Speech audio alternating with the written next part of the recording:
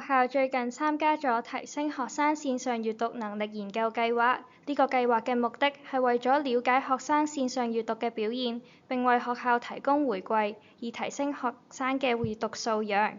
希望大家可以俾心機做啦。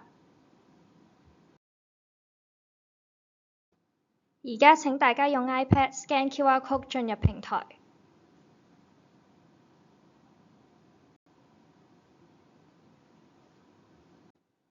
而家請同學輸入電子郵件同埋密碼。成功登入帳戶後，就點擊進行閱讀任務。閱讀任務簡介後，就點擊開始任務。閱讀參與研究同意書後，點擊同意。點擊開始任務。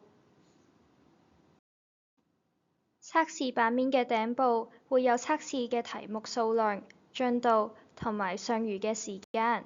最右手面有上一題及下一題嘅字樣。測試進行期間，可點擊回到之前題目修改答案。不過大家留意，必須完成當前題目先可以進入下一題。同學亦需要點擊進入相關其他網頁。測試亦有點擊閱讀相關解釋嘅功能。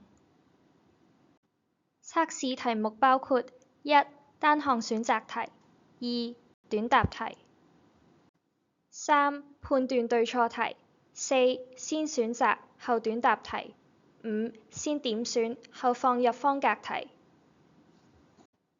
完成測試後，點擊確定提交答案。